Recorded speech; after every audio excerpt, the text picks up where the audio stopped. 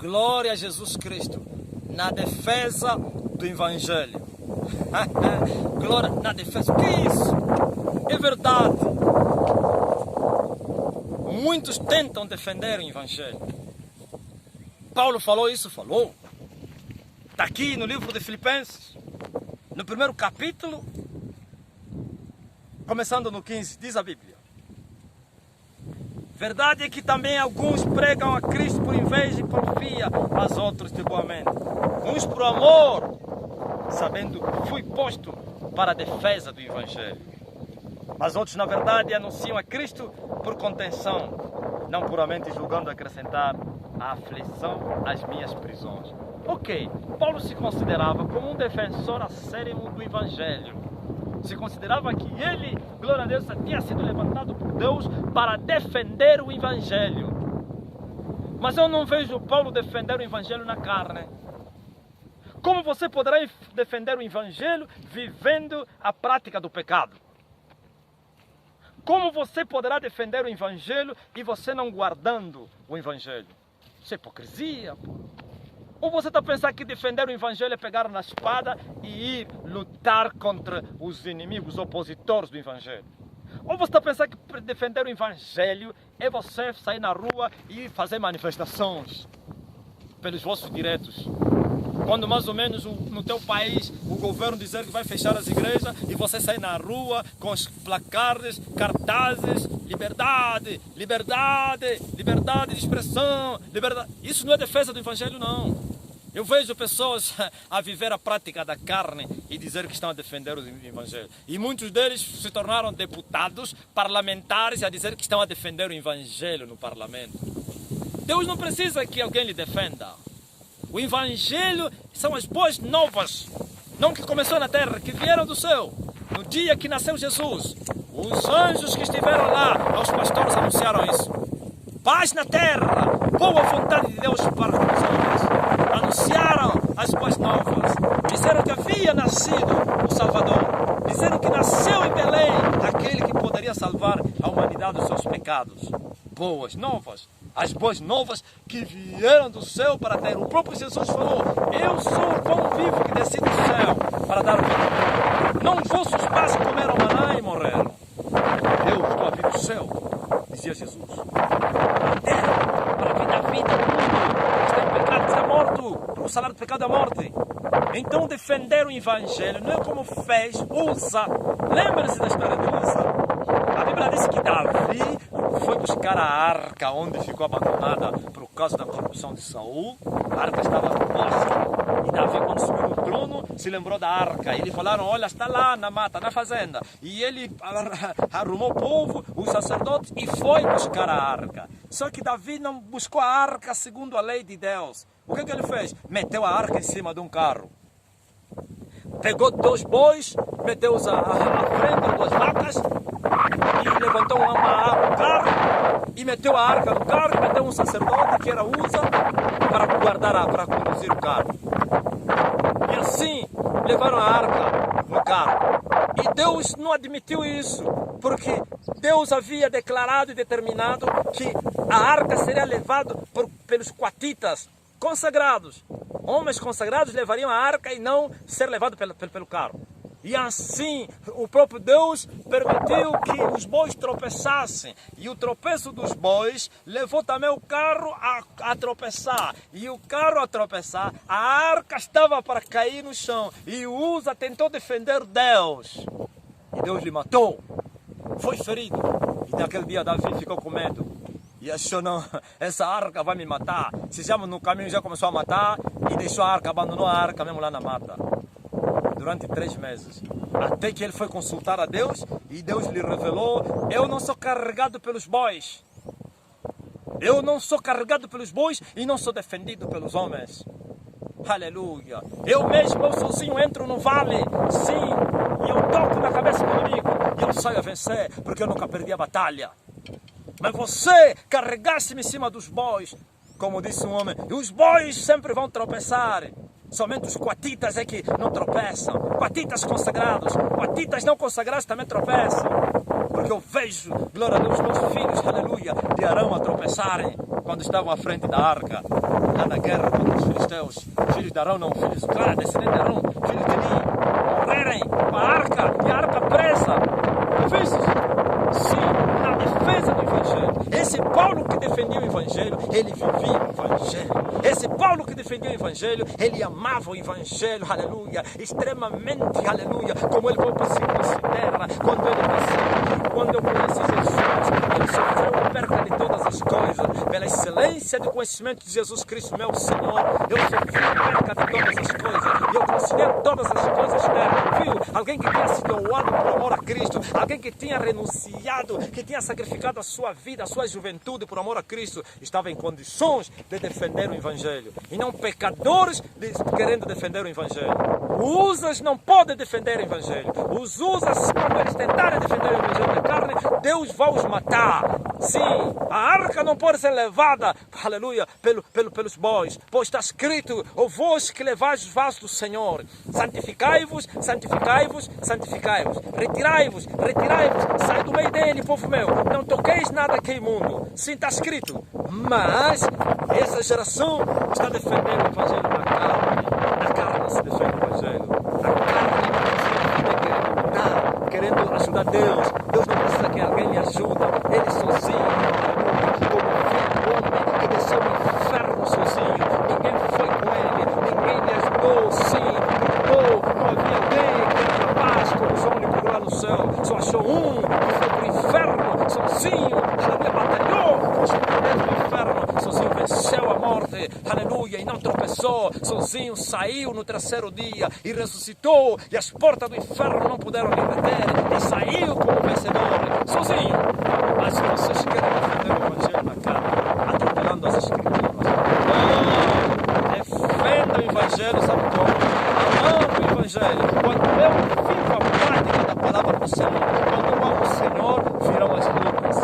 Pois Paulo disse: todos aqueles que quiserem levar piamente a palavra de Deus, todos aqueles que quiserem andar com Deus, vão sofrer perseguição, vão ser aborrecidos, vão ser odiados, vão ser maltratados, vão ser vituperados. E esses sofrimentos, aleluia, vão ser a própria bênção do Evangelho. Sim, porque quando alguém está sofrendo pelo Evangelho, ele está abrindo a porta, está mostrando o caminho ao povo, e outros seguirão o mesmo caminho. É isso que é defender o Evangelho. E não vocês, aleluia, que estão nos vossos gabinetes, amando a vossa vida, e vocês querem defender o Evangelho. Olha esse Paulo que disse que foi constituído para a defesa do Evangelho. Olha os sofrimentos por amor a Cristo. E ele está dizendo que aqueles sofrimentos contribuíram para o bem do Evangelho. Agora ele poderia declarar e dizer: eu fui levantado para defender o Evangelho. Defenda-se o Evangelho, aleluia, vivendo o Evangelho, amando a palavra do Senhor. E depois virão as lutas, as perseguições, as tribulações, rejeições, desertos, provas, tentações. Glória a Deus. E o diabo como se engana. E os inimigos da cruz se enganam e pensam que ao odiarem a cruz estão a evitar a cruz. Assim como eles, quando mataram o Filho de Deus, estavam a festejar na terra e no inferno e pensaram que acabaram com Deus. Mas era só o começo. O começo do fim. Aleluia. Começo do quê? Da derrota deles. E o fim começou aí. Então, quando Paulo se chama como defensor do Evangelho, porque ele amava o Evangelho, ele não vivia a duplicidade da vida. Não era só pregar. Você está pensando que pregar é ter muito conhecimento e dizer, ai, os defensores do Evangelho e conhecer a Bíblia, aleluia, do princípio até o fim. Não, é viver aquilo que você conhece. E eu disse e vou repetir, se você tentar viver a palavra, se você praticar a palavra extremamente, se você for um extremista, não extremista para com os homens, na aplicação ou na aplicabilidade, no cumprimento da palavra do Senhor, virão as lutas. O inimigo vai te considerar como uma pessoa, aleluia, para bater. E assim as portas do inferno se levantarão contra ti. Os demônios te seguirão, andarão a tua atrás para tentar evitar isso, porque eles vão te considerar como um homem perigoso na terra. E assim estarás a defender o Evangelho, porque Deus vai suscitar os renovos, não somente depois da tua morte, mesmo em vida. Outros se levantarão para fazer o mesmo, outros se levantarão com a mesma ousadia e coragem. Por isso as prisões de Paulo, aleluia, não impediram, aleluia, a pregação do evangelho. E ele estava preso, mas outro se levantava. Tito estava a pregar, e outros Timóteo, e outros Filomão, e outros tantos aí anunciavam, testemunhavam Jesus Cristo para confundir Satanás e os seus agentes. Assim, nós podemos dizer que Paulo havia sido levantado para defender o evangelho, e não um pregador de letras mortas que não podem nem sequer salvar ninguém. E diz que defende o evangelho. Que defesa? Na carne, como usa. Sim, Deus vai matar os usa. Carregar a arca, os vasos do Senhor no pecado, através dos bois. Quem são os bois? Os bois são os falsos profetas, os falsos ministros, que aparentemente são os servos do Senhor, mas eles vivem surdinas, aborrecendo Deus, odeiam a cruz e levam a arca do Senhor através dos bois, através do carro. E o Senhor vai levá-los a tropeçar, e eles vão tropeçar. Ah, sim! E você quer defender Deus? Quer defender Deus e levantar deputados? Levantam deputados para defender o evangelho no parlamento. Não há sociedade entre a luz e as trevas. Quem defende o evangelho é o próprio Deus. Jesus vai defender a sua obra na terra. Sim, aleluia, ele anunciou o seu servo. Quando vocês forem levados aos magistrados para serem julgados, não ficam preocupados com o que vocês vão falar. O mesmo Espírito, o Espírito dele vai falar na vossa boca. Agora vocês estão preocupados em levantar deputados, em levantar. Não, vamos entrar no governo, vamos falar bem do governo, vamos fazer aliança com eles, vamos levantar parlamentares para estarem no parlamento, para nos ajudarem, para que não feche a igreja, para que a igreja não seja perseguida. Vocês estão a querer evitar as perseguições? Só não haverá perseguições se a igreja fazer aliança com Satanás. Só não haverá guerras contra a igreja se a igreja for do diabo. Uma igreja viva na terra será odiada, porque não há sociedade entre a luz e as trevas. As duas sementes não têm paz. Lembre-se no dia que o Senhor sentenciou o casal e a Lúcifer, ou então a antiga serpente, e por inimizade entre a mulher e a serpente, entre a tua semente, ó mulher, e a tua semente, ó serpente. E as duas sementes estão aqui na terra. Inimizade, não há paz. E vocês querem fazer paz com os vossos inimigos. Não há paz com os inimigos. Fazer paz com os inimigos é se render, é se vender na corrupção. E quem faz paz com seus inimigos vai se tornar escravo, porque vai negociar a paz à base de fraqueza, e assim depois terá que pagar tributo aos seus inimigos. Escravos. Não há paz. E a nossa guerra, a nossa luta não é contra a carne e o sangue. Não pense esse conflito contra a semente da serpente é na carne. Nós lutamos contra a semente da serpente através da nossa fé, através das nossas boas maneiras, como disse Jesus Cristo: eis que eu vos envio como ovelhas no meio dos lobos. E Ele nos aconselha para sermos quê? Prudentes.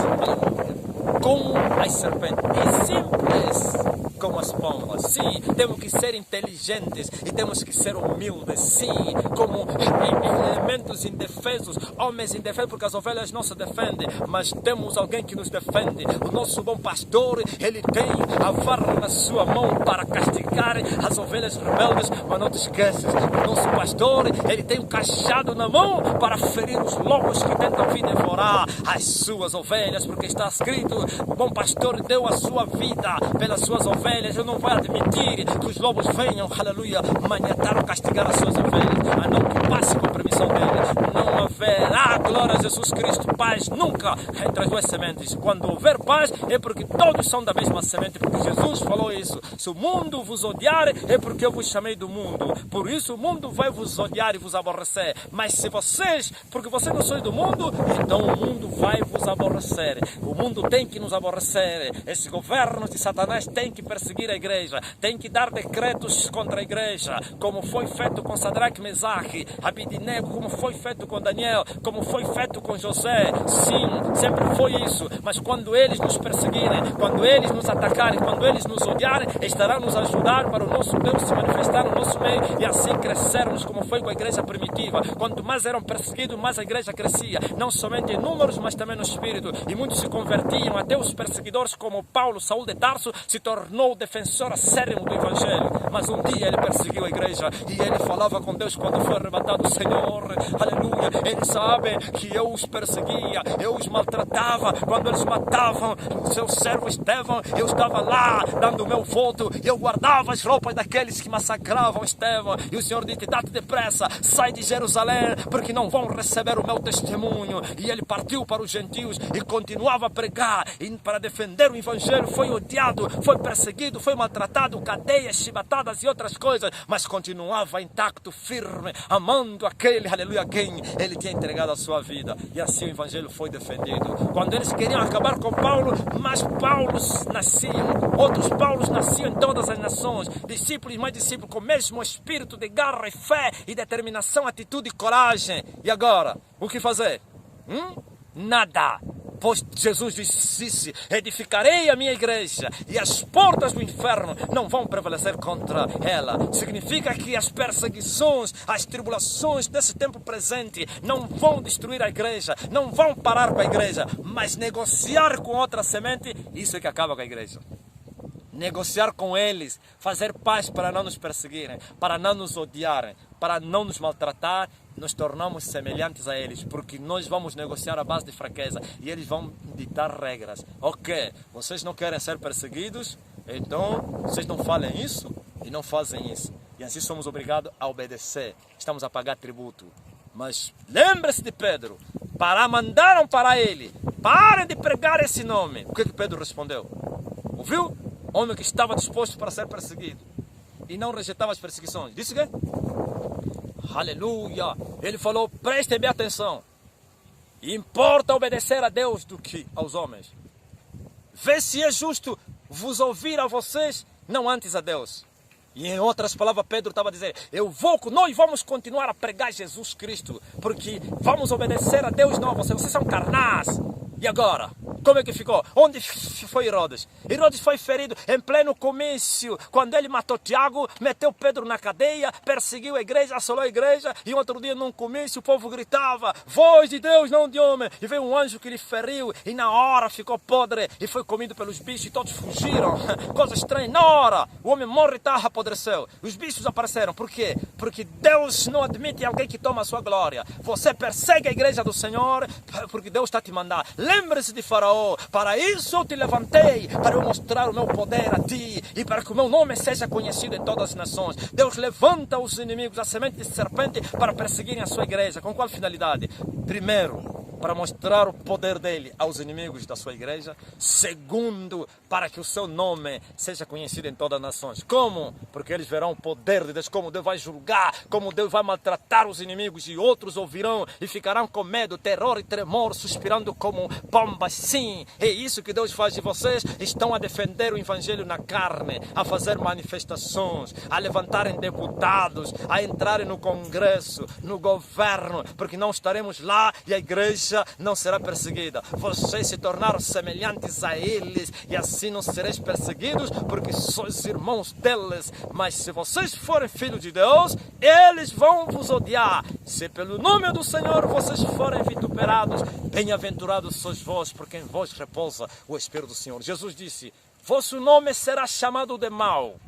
No lugar em que vocês são bons, dirão que eles são maus. Mas alegre-se nesse dia, sim, porque grande é o vosso galardão lá no céu. E também assim eles fizeram aos profetas que foram antes de vocês. Mas vocês querem que vos falam bem, vocês querem fazer paz para fazer de serem chamados como seus parceiros. Não, é preciso manter, aleluia, fielmente na palavra, amando a palavra, a verdade. As lutas virão, as perseguições, mas não te esqueças, é defender o evangelho assim, é defender o evangelho sofrendo, é defender o evangelho amando o Senhor, é defender o evangelho morrendo por amor a Cristo. Lembre-se o que a Bíblia diz. Paulo disse: assim, todos os dias somos levados para o matador, como ovelhas, e ovelhas caladas. Todos os dias somos atribulados, somos perseguidos, somos humilhados, mas em todas essas coisas somos mais que vencedores por Jesus Cristo nosso Senhor. Então levantem-se, ó igreja, olhem para o céu, de onde virá o vosso socorro. Vocês querem para serem socorridos pelos vossos inimigos? O inimigo não vai te socorrer, não. O inimigo vai te enganar. vosso socorro vem do alto, como Davi. Davi buscava o socorro pelos montes, reconheceu que não estava nos montes, não estava no homem, nos príncipes, estava no Senhor que criou os céus e a terra. Sim, bem-aventurado é o varão que confia no Senhor. A igreja que confia no Senhor será vencedor, mas aquele que ter medo e deixar de confiar no Senhor e fazer pacto e aliança para buscar socorro, defender o evangelho da carne, vai perecer. Usas vão ser queimados com fogo, vão ser destruídos. Usas que tentam defender Deus na corrupção, mas sim, aqueles que defendem Deus na santidade e pureza, os bois vão cair por terra, vão tropeçar, porque eles não podem carregar os vasos do Senhor. Só devem carregar os vasos do Senhor aqueles que estão consagrados e santificados, como está escrito: ó vós que levais os vasos do Senhor, santificai-vos, santificai-vos, santificai-vos. E Deus vai vos receber, e Deus vai vos guardar, e Deus vai vos proteger, e Deus vai ferir os vossos inimigos, e Deus vai ferir os perseguidores, e Deus vai envergonhar Faraó, e Deus vai matar os cavalos e seus cavaleiros, e ficarão estendidos na praia do Mar Vermelho, e as nações saberão que o Deus da igreja é Deus terrível, mas hoje o Deus da igreja é um Deus frouxo, fraco, não Deus que criou os céus e a terra. O vosso Deus, a igreja corrupta, ele não pode mostrar o seu poder, porque vocês não estão adorando aquele que é terrível, aquele que é fogo consumidor, que poderia envergonhar os vossos inimigos. E vocês estão a fugir às perseguições para se vender. Vocês estão a fugir defendendo o evangelho na carne, pregando letras, e não vivem isso. Sabe por que vocês não querem viver o evangelho? Porque vocês sabem que senão vão ser perseguidos. Vocês estão a fugir às lutas, às perseguições, ok? Mas as tribulações estão a vir aí, as lutas estão a vir aí. Se você escapa, foge às tribulações da terra, as tribulações no espírito, então no inferno estão à tua espera, e são eternas. Lembra-te, glória a Deus, de Moisés, preferiu os vitupérios do Cristo do que os tesouros da impiedade. Preferiu, aleluia, glória a Deus, andar no desprezo com Jesus, fugir com Jesus, abandonar os tesouros do Egito, do que amar os tesouros do Egito, que são temporais. Sim, glória a Deus. Permaneça defendendo o Evangelho, amando o Evangelho, vivendo o Evangelho, praticando a palavra do Senhor e resistindo no meio das lutas e tribulações. E tu serás constituído por Deus como defensor do Evangelho para essa geração. E outros tomarão ousadia para seguirem o teu exemplo, como está escrito: imitai a fé dos vossos pastores, atentai pela sua maneira de viver, não má maneira de viver, boa maneira de viver. Mas vocês estão a influenciar uma geração de corruptos, de medrosos e tímidos. Sim, a essa aqui não é geração, aleluia, que o Senhor prometeu levantar. Ele levantará a última geração do fim, a igreja, aleluia, da chuva seródia. O sol da justiça vai brilhar sobre a terra, e esses homens estarão cheios do Espírito Santo para que cumpram a comissão do Evangelho. E este Evangelho do reino de Deus será pregado até nos confins da terra. E então virá o fim. Ainda não foi pregado o Evangelho do reino do Senhor. Foram pregados outros evangelhos. Sim, um dia foi pregado e a igreja terminou no meio. Terminou no meio porque veio a escuridão. E assim o Senhor vai ressuscitar a sua igreja, vai levantar homens para pregar esse verdadeiro evangelho até nos confins da terra. E assim o Senhor vai voltar, porque a noiva precisa se aprontar. A noiva não se aprontou ainda. Lembre-se da oração no livro de Apocalipse. O Espírito e a noiva dizem: vem, Senhor Jesus. Será que a noiva está preparada?